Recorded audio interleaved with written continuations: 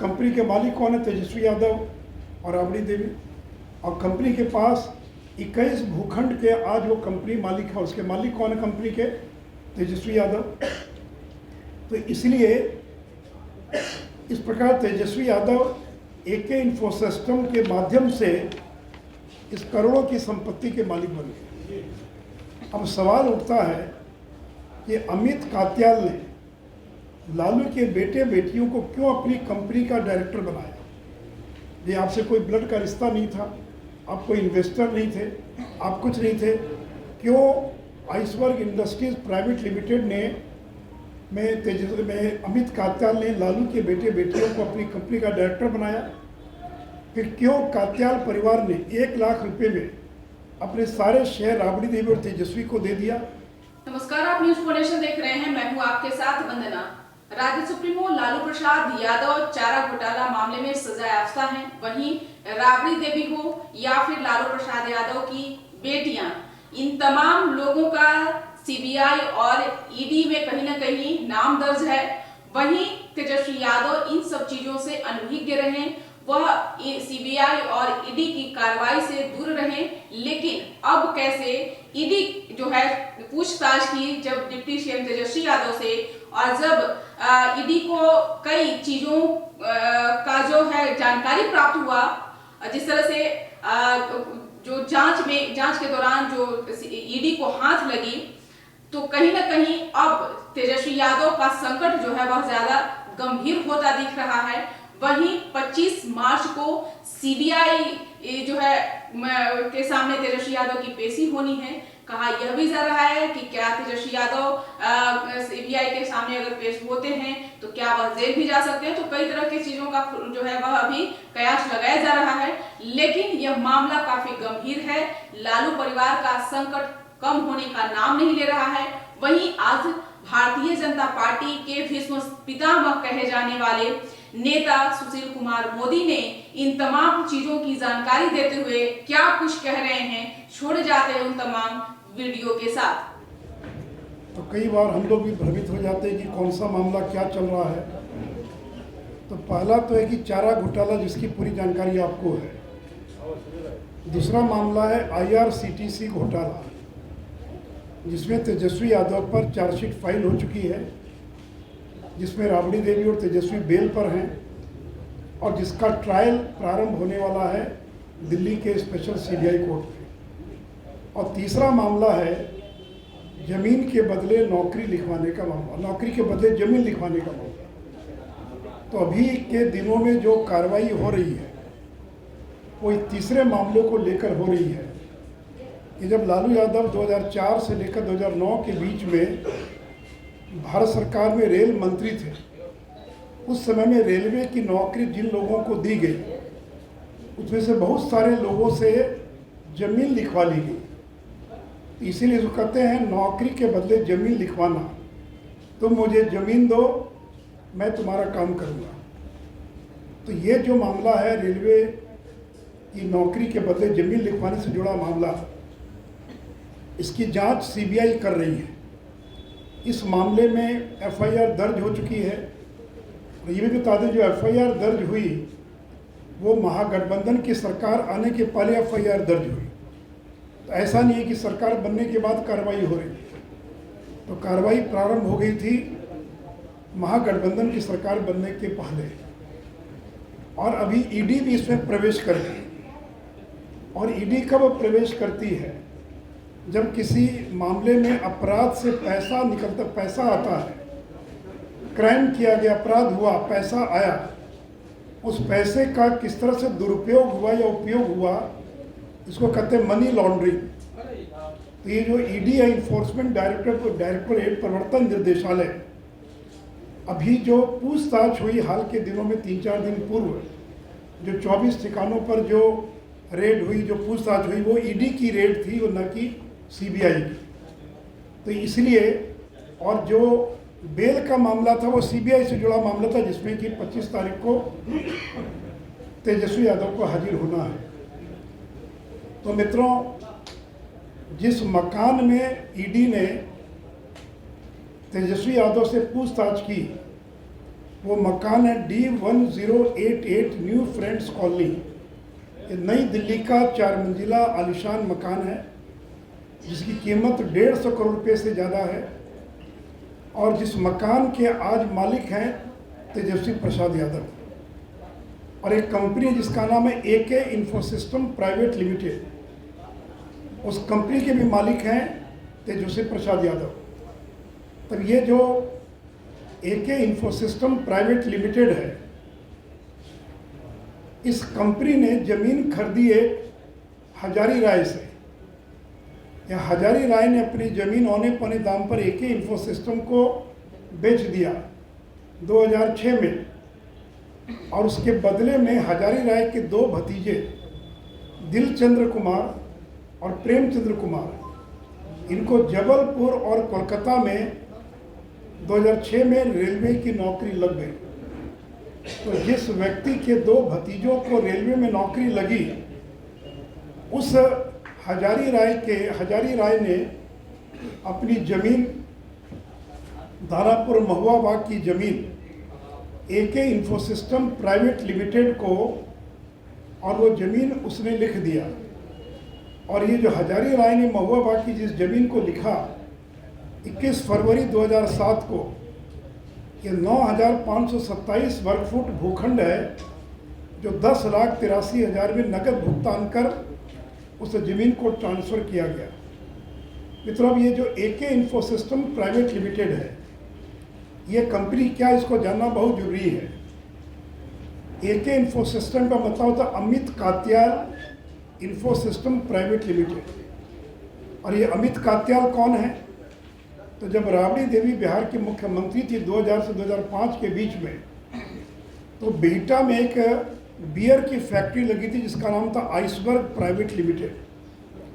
ये अमित कात्याल की कंपनी थी आइसबर्ग प्राइवेट लिमिटेड, जिसे राबड़ी देवी के मुख्यमंत्री रहते उनकी मदद से और बिहटा में बियर की फैक्ट्री लगाई, जिस कंपनी में लालू यादव की 2 बेटियां भी डायरेक्टर थी।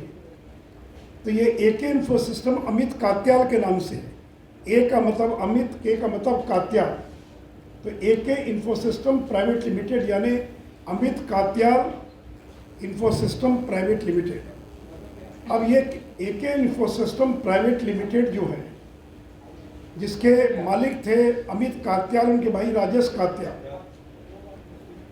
इन दोनों भाइयों ने अपना शेयर, आपको मालूम है कंपनी में शेयर होता है और जिसके पास शेयर होगा वही कंपनी का मालिक होगा।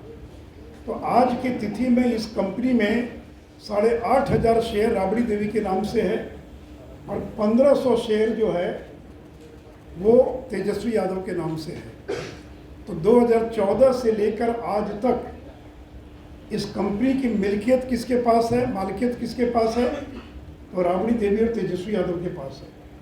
और मात्र 1 लाख रुपए में इन लोगों ने शेयर खरीदी और शेयर खरीद कर AK इन्फोसिस्टम के वो मालिक बन गए। इस कंपनी में तेजस्वी यादव, तेज प्रताप यादव, चंदा यादव पहले डायरेक्टर थे, लेकिन बाद में उन्होंने डायरेक्टर के पद से इस्तीफा दे दिया। इस समय रागिनी लालू, ये जो रागिनी यादव नाम आता है उसका वास्तव में नाम रागिनी लालू है। ये रागिनी लालू उसकी डायरेक्टर है। तो डायरेक्टर कोई बन सकता है, लेकिन मालिक वही होता है जो शेयर होल्डर होता है, जिसका कंपनी का शेयर होता है। ये जो AK इन्फोसिस्टम प्राइवेट लिमिटेड है, यानी Amit Katyal Infosystem private limited, इसके 97% शेयर राबड़ी देवी के नाम से है और 3% शेयर जो वो तेजस्वी यादव के नाम से है। और इस प्रकार 1 लाख रुपये में AK इन्फोसिस्टम प्राइवेट लिमिटेड के ये लोग मालिक बन गए। और इसी कंपनी के नाम से 2006 में कंपनी बनी है।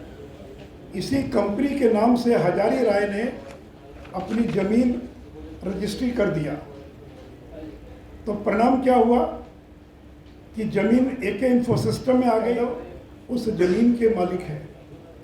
और ये वही अमित कात्याल हैं जिन्होंने 2010 में तेजस्वी यादव को 9.5 लाख रुपए की गाड़ी उपलब्ध कराई थी। अमित कात्याल की कंपनी है ट्रायंगल ट्रेडिंग लिमिटेड, उसने 2010 में तेजस्वी यादव को 9.5 लाख रुपए की गाड़ी उपलब्ध कराई।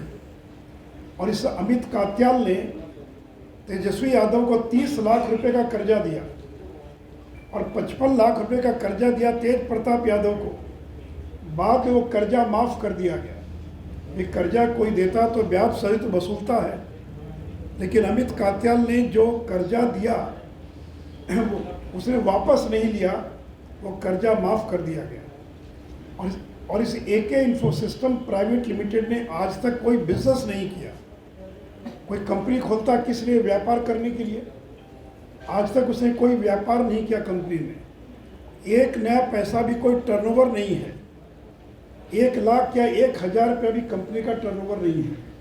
तो न तो कंपनी का टर्नओवर है, न ही कंपनी का कोई व्यापार किया कंपनी ने। उसने एक ही काम किया, कंपनी ने जमीन खरीदने का काम किया। पटना दानापुर सर्किल के मौजा, चितकोहड़ा, सलेमपुर, चितनावा, बभनगावा, पानापुर में इस कंपनी ने 21 भूखंड, जिसका क्षेत्रफल 221 डिसमिल होता है, तो 221 डिसमिल शहर के अंदर की ज़मीन, जो आवासीय ज़मीन, रेजिडेंशियल ज़मीन है, ऐसे 21 भूखंड 2007 से 2010 के बीच में 2 करोड़ 16 लाख रुपए में इस कंपनी के द्वारा खरीद लिया गया। तो इस कंपनी के मालिक कौन है? तेजस्वी यादव और राबड़ी देवी। और कंपनी के पास 21 भूखंड के आज वो कंपनी मालिक है। उसके मालिक कौन है कंपनी के? तेजस्वी यादव। तो इसलिए इस प्रकार तेजस्वी यादव एके इन्फोसिस्टम के माध्यम से इस करोड़ों की संपत्ति के मालिक बन गए। अब सवाल उठता है कि अमित कात्याल ने लालू के बेटे बेटियों को क्यों अपनी कंपनी का डायरेक्टर बनाया? ये आपसे कोई ब्लड का रिश्ता नहीं था, आप कोई इन्वेस्टर नहीं थे, आप कुछ नहीं थे। क्यों आइसबर्ग इंडस्ट्रीज प्राइवेट लिमिटेड ने में अमित कात्याल ने लालू के बेटे बेटियों को अपनी कंपनी का डायरेक्टर बनाया? फिर क्यों कात्याल परिवार ने 1 लाख रुपए में अपने सारे शेयर राबड़ी देवी और तेजस्वी को दे दिया? क्यों अमित कात्याल ने 45 लाख का कर्ज दिया जो आज तक वापस नहीं हुआ? क्यों एके इन्फोसिस्टम द्वारा रेलवे में नौकरी के लाभार्थी से जमीन लिखवाई गई? क्यों इस कंपनी ने 1 करोड़ 90 लाख के अनेक भूखंड खरीदे? क्यों इस कंपनी ने अपने स्थापना काल से आज तक कोई व्यापार नहीं किया, व्यवसाय नहीं किया, कोई टर्नओवर नहीं किया, केवल जमीन खरीदने का काम किया?